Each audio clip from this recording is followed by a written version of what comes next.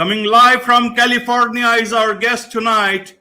Welcome to this very special edition of the KJ Masterclass Live, the show which ensures that you profit from your time spent here with experts either through their industry insights, information, or simply learning from them. And before I move forward, may I request you to subscribe, follow, like, and comment on whichever platform you are watching or listening to this show on. And today we'll be learning a lot of things from teen author, science fiction writer, Shanti Hershenson. Welcome to the show, Shanti. Thank you so much for having me. Welcome. So, Shanti, 14 years, 17 books, 11 already published. How do you manage to do what you do? Honestly, I credit to being able to write every single day. That's what's just worked for me. So what I do is I write. It's usually 1,000 words every day. And after a few months or now 2 years, it really does build up into a lot of words. There are a lot of days in which I do write more, especially over the summer. So that's where the majority of my books are completed because I can do like 3,000, 4,000 words a day. Usually my average over the summer is 2,000. But I've kind of developed this routine and I have a ton of motivation too. So that really helps. But I've really developed this routine that's allowed me to be able to write every day and then write a bunch of books. Cool. Cool. Carry on. So yeah. Sorry, my cat. But yeah, that's how I think I've really been able to do it. It also helps to write down a ton of ideas. Because I write down every single idea I have relating to my writing, and then as soon as I finish a book, I can go and start another. You started writing at the age of 6. I did. I didn't start publishing until I was 12, but I've written so many stories beforehand that a lot of them I feel like I could end up turning into an actual book. The first story I ever wrote, I was 6 years old, and it was called The Cat and the Love, because those were the only words I could spell.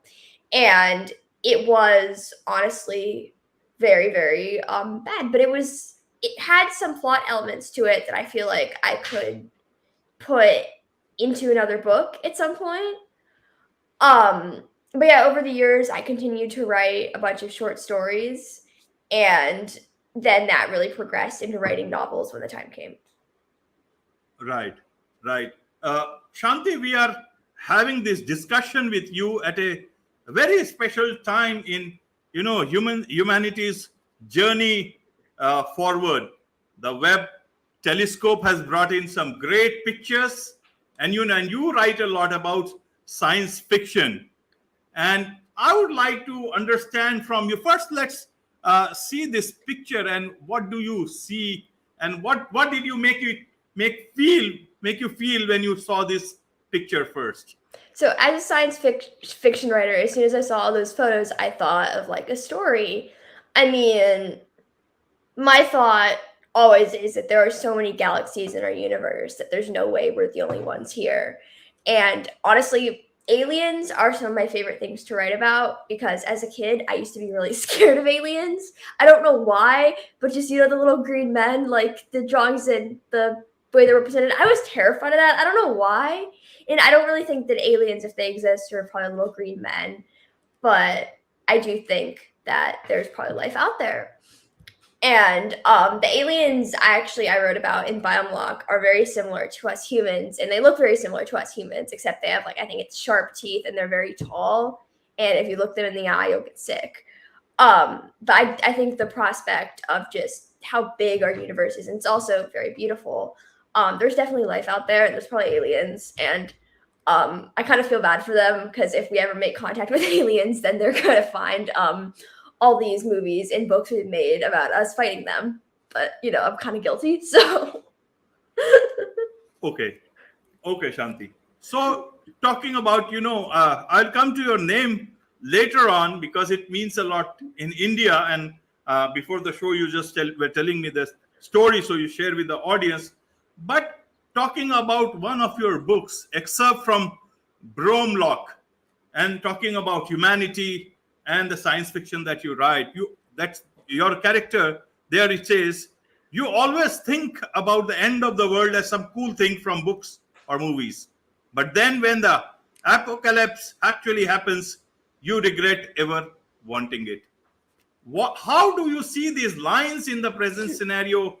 Climate change and Webb telescope telling us, how small we are in front of the universe, but the only thing that that actually brings importance to us is the humanity itself. How do you see these lines?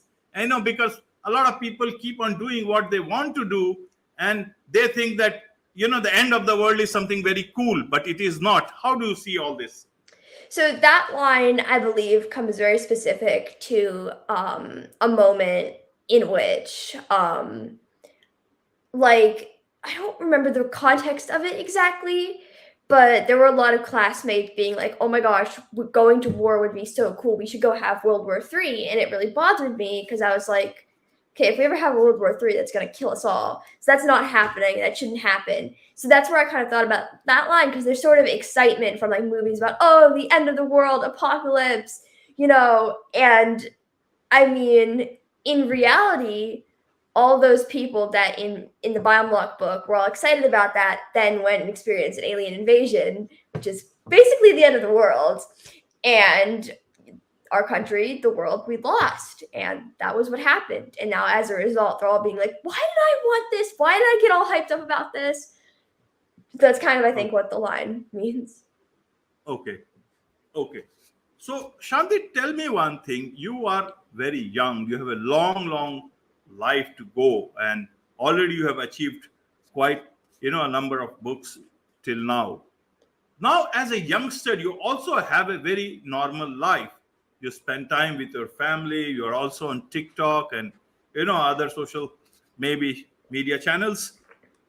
Now, how do you look at humanity progressing from 2 points of view?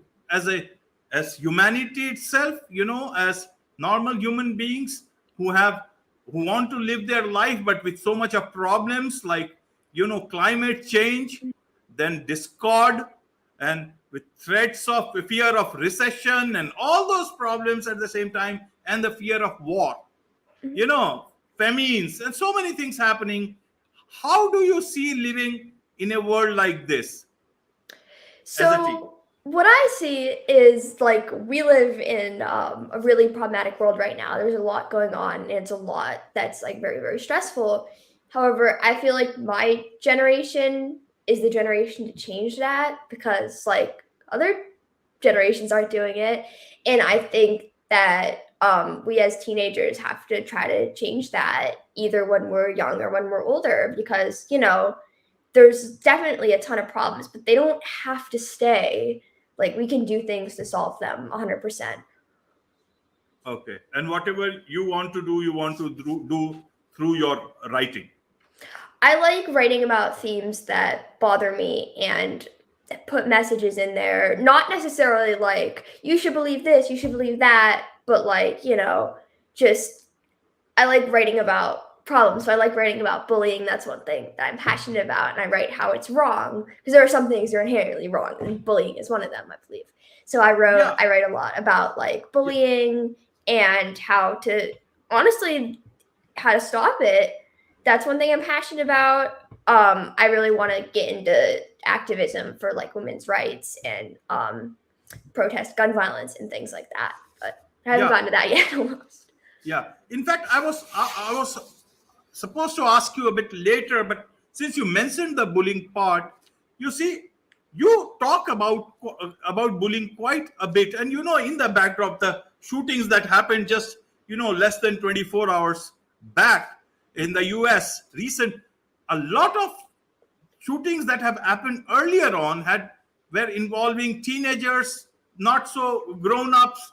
And how do you think this bullying thing impacts a lot of people, especially in the US, and who find a gun in their hand and take recourse to violent means? How do you see this whole stuff? Can you explain it in better manner for people in India?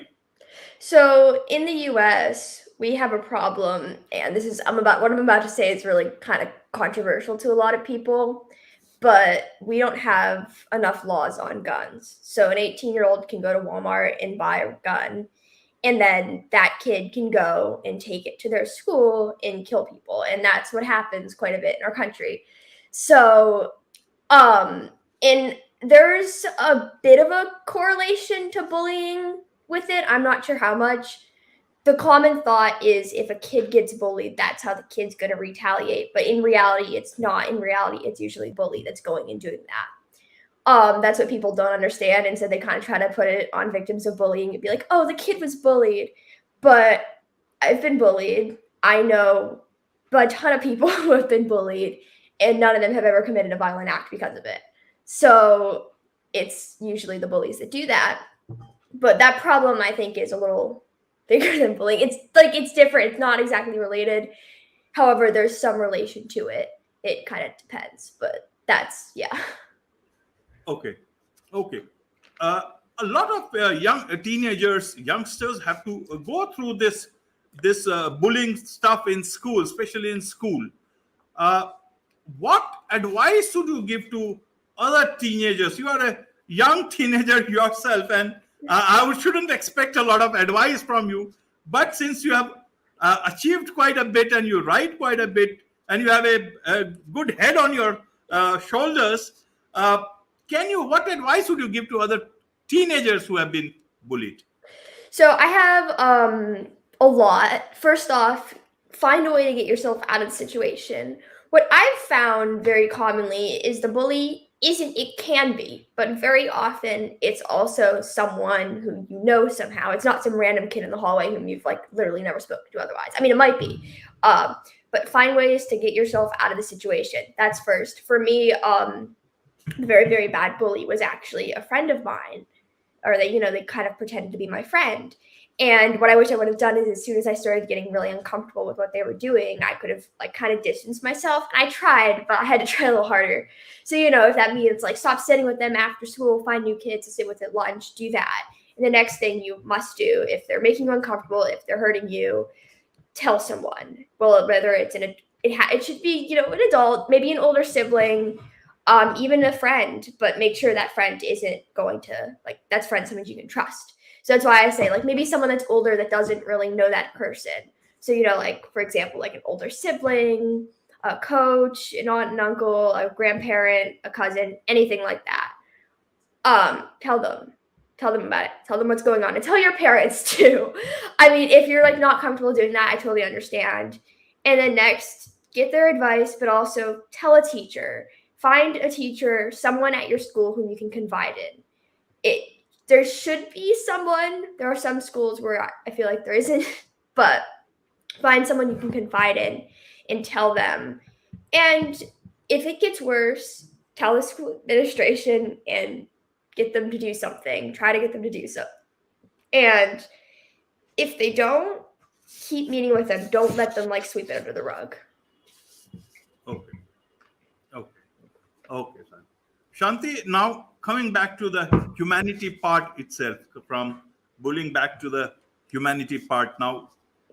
As a science fiction writer, you have a great imaginative mind, and that's what people try to understand what exactly is the extent of the universe. Now the new universe, unknown universe pictures have come in. So how do you see when a person like Elon Musk says that humans should be, a multi-planetary species? And in some sense, he has a lot of, ground to say that, because anything can happen to our single one lonely planet anytime, and we will be wiped out. So how do you see this possibility, maybe not in my lifetime, but maybe in yours, when humans could be staying in Mars and maybe some other planet? How do you see this prospect? Do you see this happening at all? I do. It's weird. I sort of see this happening. I think it would be so cool, but I also worry that, colonizing another planet it's like it's not something I feel like we can do immediately, maybe in like 20, 30 years. However, maybe we should also try to fix this planet so we have a sort of backup plan if we really want to go to Mars, and so that we don't send basically everyone to Mars.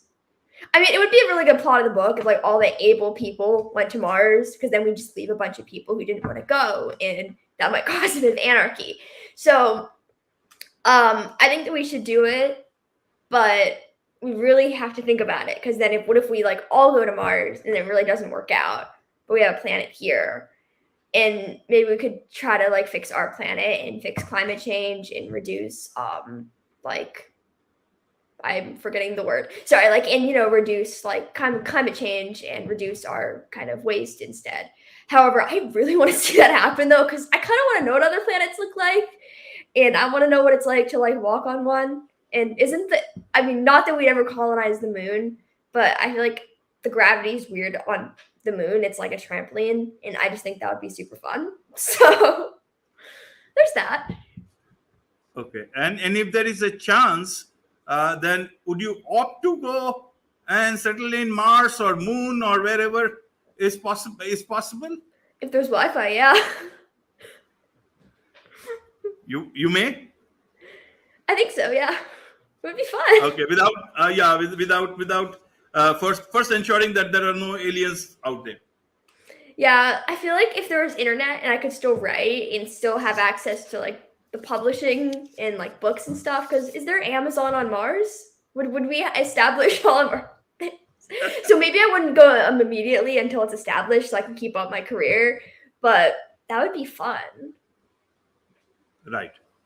Now coming to the publishing part, Shanti, that at a young age you have got several books published. How did this, journey start? Now, when your first book must have come up, that time ebooks and other sort of publishing was not that famous, but now it is the norm that one can get their book published and they can be their self-publishers. Now, how do you see this new change for ebooks and all that stuff?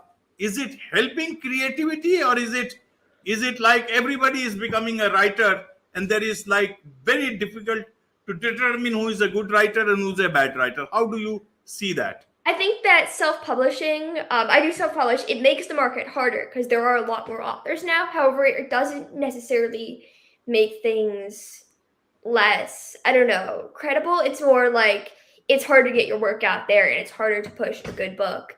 There are a lot of less good books out there, like they're self-published. However, there's some really amazing self-published books and there's some really bad, like traditionally published books. So it's kind of more even. You just have to work harder to promote your book. Honestly, I see ebooks as a huge advancement, mainly because like the majority of my sales are actually an ebook, because a lot of people do get ebooks now and a lot of people have Kindles. And Kindles are actually, it's like ebooks are, I think, good because they're also good for the environment. I honestly prefer paperbacks. So I'm kind of guilty, but I do think that ebooks are really much better for the environment. Right. So Shanti, tell for our young audience, what tips can you share with them for for young writers who are looking at writing well and making some money out of it? So as I said in the beginning, my biggest tip is to find a routine and write the same amount every single day. You need to be writing every day. And I feel like having a certain word count that you at least want to do every day. So it's like at least 1,000 words every day is mine. Over the summer, it's actually 2,000. And if you want to write over, that's good. If you only want to write 1,000, that's good. But it's giving you this sort of routine, and it's giving you like kind of a goal. And once you set a goal, if you keep doing it for a certain amount of time, then it's like a habit and it's harder to break. That's really what's worked for me. My other tip is to probably come up with like, I don't want to say like, because some people like to outline their books and some people just don't. So whether or not you want to get a whole outline, but if you don't outline as much, still try to come up with some core scenes that you want to write throughout the story. Maybe just one exciting thing towards the end, because then you have to write the rest of the story to get to it. And if you're really excited about the one scene, you're going to want to keep writing to get to it. So actually, fun fact, yesterday, I just wrote that scene that I've been really excited about. I literally wrote 5,000 words yesterday to get to it. So that's kind of, yeah. Okay. Okay, Shanti. So, suppose from a layman's perspective, how does one go about publishing a book? If it's somebody in a small village and he knows how to write, but doesn't know how to go through this process. So, can you quickly explain that for our audience? How does one go about publishing a book? So there are two main ways to publish a book. There's self-publishing and there's traditional publishing. Traditional publishing is in many ways harder. However, self-publishing is incredibly hard. It's harder to get your book published if you traditionally publish, and it might take a longer time. Self-publishing is really hard because you have to do everything yourself. So I don't know. I can't really speak much on traditional publishing because for now I self-publish because I really want to get that learning experience of being able to act basically as the publisher and to do all my own marketing and just kind of learn how it works. But once I'm 16, I think I'm going to traditionally publish. And how you usually do that is you write a query letter about your book and you send it to an agent. And then the agent finds you a publisher and tries to negotiate in advance. It's very difficult to both get an agent and get published. I haven't actually queried yet. I've been thinking about it, but I want to wait until I'm a little older just so people take me seriously. And then I'll have this huge platform and it'll be much easier to do it. So for now, I'm self-publishing. And how to do that is, well, there are a bunch of different ways to do that. What I use is I self-publish with Kindle Direct Publishing. It's owned by Amazon, so the book distributes to Amazon in both ebook, paperback, and now hardcover. The paperbacks actually distribute to other places. So you can find your book on a ton of different other websites if you check expanded distribution, which is what I do. So with KDP, you make an account and you have to fill out this digital form. It's really, really easy. You enter the title of your book, the description, you pick the categories, then you update and preview the files. Then you pick the pricing and all, and then you submit your book, and about 24 hours later, it's on Amazon. And I gotta say the paperbacks from Amazon, they look really good. It does help to have an amazing cover, and the ebooks are really great too. You just have to, you have to format it. You have to format them correctly. But there's a bunch of software to format your books. That's what I do because I like having really pretty books. You use Kindle Create? I've used it before actually to format my books. Usually I use Vellum. Kindle Create is basically standard. It's really nice. Yeah, I have to check it out again. Okay. It'll be a lot cheaper than. Okay. So would you advise only, to young publishers only to go for just Kindle publishing or Kindle Direct, or also go for platforms like, Draft to Digital, Smashwords? I use Draft to Digital to expand my books. If I want to make if I want to make an ebook free, I use Draft to Digital for all the other ones. And I actually use Ingram Spark for the hardcovers, but KDP is the main one. I would recommend for someone that's young, if they want to traditionally publish, honestly, go for it. It's possible. It's really possible. Anything's possible. It could happen. I was originally going to traditionally publish. But if you're young, if you want to if you don't want to spend years querying, try to self-publish and build a platform and then go to a traditional publisher. That's what I recommend. However, honestly, it's more of a personal preference. And there are pros and cons about both different kinds of publishing. So you have to really assess your long-term goals and what you want to see happen in order to pick. Right. Now coming to the marketing part, Shanti, because you are self-publishing, it's an ebook, and so you got to do the hard work of marketing. How does one do good marketing for the books? In your case, I understand you got 30,000 followers on TikTok, and you use that to great effect for marketing your books. Yeah. So in order to be able to market your book successfully, you need to do a lot of things. Most importantly, you really need to have a big social media presence, or you need to grow your social media presence. That's the easiest way to build a platform and keep it. Because, if you publish a book and get some readers on that book, there's no guarantee that they're going to go to the next book. But if you make an account on TikTok, Instagram, and you get some followers, and then those followers go buy your book, they're going to stay and they're going to get the updates and everything. So it's really super important to build a platform. So social media, but it's only really one part of it. And of course, you can run social media ads. Another thing I do is these newsletter promotions, and like I discount my books and I put them on sale. It really helps to get some more reviews and just get the book out there into people's hands. I really don't make much from those. However, right now it's more about getting the readers than like getting money. However, I do make some money, so that's good.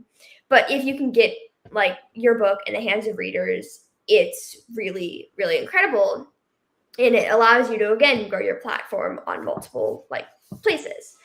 My other tip is podcasts, interviews, everything like that. You should do them. They're really fun too, if I do say so myself. So get your voice out there in any way you can. If you're a teenager or even an adult, contact your local news station. It's super helpful and it gets you like local coverage. So local coverage, like global coverage, everything like that is also super important. The other thing is, this is my other marketing part, physical appearances, like IRL appearances. So like book signings, I just did one. I've done two actually. I'm going to go to like a book fair and I'm going to have a booth there, kind of get out there, be able to meet people. And in doing so, again, you can get more readers and you can also make friends. Right. So TikTok, how do you refrain yourself just to, pass time just like any other teenager, or using it usefully? Are you only on TikTok or any other platform? I'm on all platforms. I'm on like actually most platforms, not all. I'm on like Instagram, Twitter. However, Instagram used to be my main platform actually when I was writing my first book. However, right now it's really just TikTok. I do post on Instagram actually. Like TikTok, honestly, I do get caught scrolling on TikTok a lot, but I don't do it nearly as much as one would think. So whenever I find myself scrolling on TikTok, I try to be like, okay, we're going to write now, or I'll look at the clock and I'll see if it's like so if it's like, say it's like 3:20 in the afternoon, I'll be like, okay, you can scroll on TikTok until 3:30, then you have to write, or, and I just do that. It really does work. I'm pretty good at yelling at myself. So, but with TikTok, I do find that most of my time spent on it is productive, usually because if I don't make a video, I get kind of nervous and I'm like, well, I should make one, and having a lot of followers does help because then I just feel pressured to make videos. Yesterday, I spent the longest time ever making a video, in which I spent about 3 hours on a TikTok. It's literally the best TikTok I've ever made, but it took me 3 hours to do and a whole lot of editing. And somehow I still managed to write like a lot. I had a really productive day yesterday, in case you can't tell. So at the cost of repeating myself, asking the same question, Shanti, how do you manage all these things where you balance school and writing and all that stuff of promoting, marketing? How do you do that? I find time for each thing. What I do is I don't even really try to come up with a schedule. I just see it's like, okay, I'm going to do this for like 30 minutes, or I'm going to complete this, then I'm going to write 1,000 words, then I'm going to complete this assignment, and then maybe another 1,000 words, and then I'm done. That's really just what works, is instead of a schedule, I'm like, I'm going to do this for a certain amount of time, say I'm going to complete this, then I'm going to complete this, then I'm going to complete this. That's really what works. For me yesterday, it's like I got up and I wrote 1,000 words because I was worried I wasn't going to get to write enough because I had kind of a chaotic day. I thought I was going to. So I woke up and I took my computer downstairs. I wrote 1,000 words, and then we left for breakfast. And when I came back, I wrote, and we came back like 2 hours later, and then I wrote another 1,000 words. And I was like, okay, I'm done for the day, but I don't really want to be done for the day. So later in the day, I wrote another 1,000 words. And then actually at night, at like 10 o'clock at night or something, I wrote 2,000 more.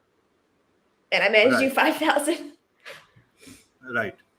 And what, you want to be a writer in future, full-time writer, or you're looking to do some sort of activism and anti-bullying, some organization or something?